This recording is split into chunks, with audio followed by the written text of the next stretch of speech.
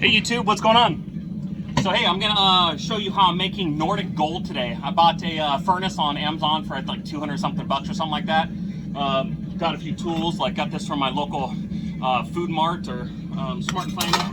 Got just a few little tools that I had lying around, like the furnace, a little cast iron pan, some stuff like that. I did have to buy a temperature gun. That was about 40 bucks on Amazon. It needs to go up to like 2,300 degrees. So those are the tools I got. So what I'm doing is I got a bunch of old aluminum rims, and I got it hot in the crucible and dumped it in some water really slowly and made these little ingots.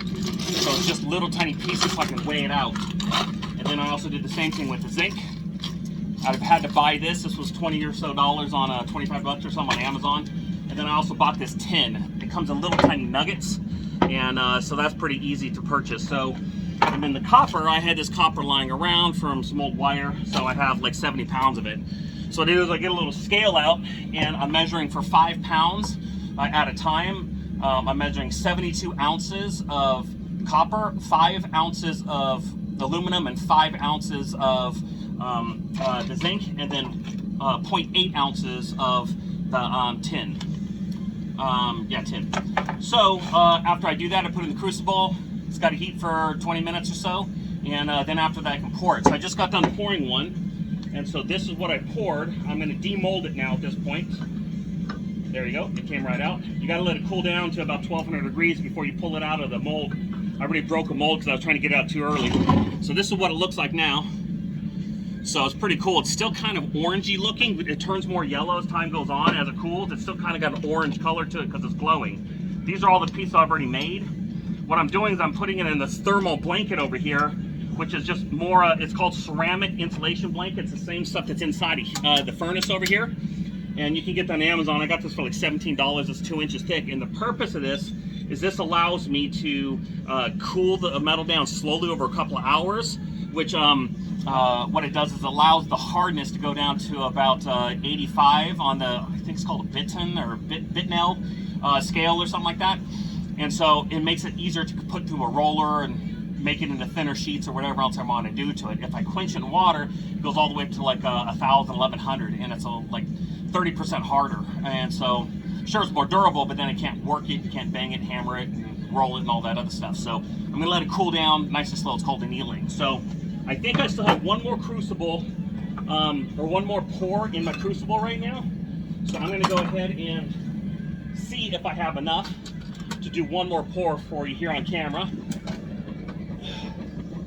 So you can use your spoon and kind of scrape the slag off, but I've already done that, so it's pretty clean at this point. So I find if you give it a little shake, it doesn't splash, it comes out kind of clean. Very good. All right, I don't have one more. That's the last one. Now I'm gonna have to melt some more metal. So that's cooling down now. So meanwhile, what I can do is go ahead and add this other materials in here. So I'm gonna do that now while we're talking. And then I'm gonna start with the copper because that needs to actually heat up for a while. And then after that, then I'll put the other ones in because they melt really quickly. So I'm gonna start with these here first and get that going. Again, you have to make sure your metal's completely dry. If you put any water in there, it's gonna be a bad day. So make sure you thoroughly dry your, what do you call it, your aluminum and zinc after you put it in the water like that. Otherwise, it's really bad. It can splash and cause all kinds of nasty problems. So you definitely don't want to be doing that.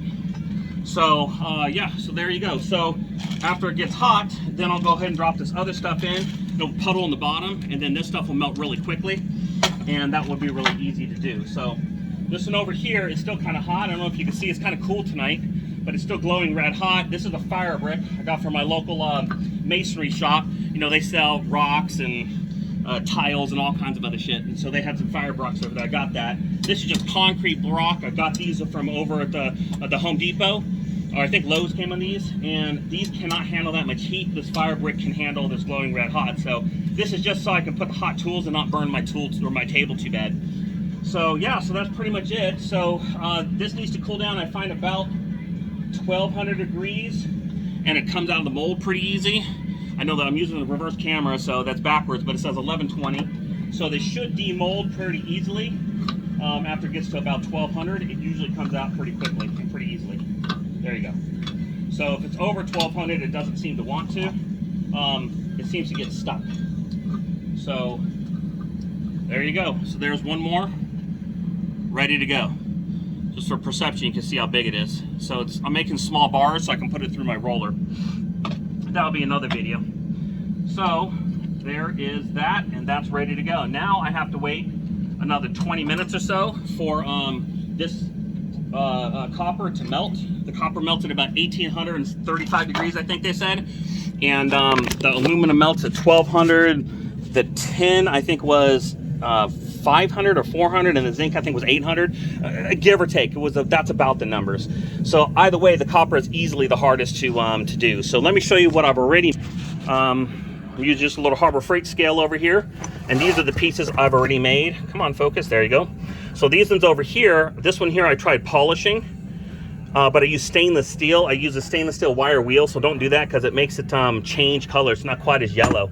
So these are the ones I've already done. I poured these a little thicker, but they're pretty good. So, and I did some aluminum. I cast them in these big ones. I was sanding these down, getting ready to polish those. And I got a few more batches ready to go.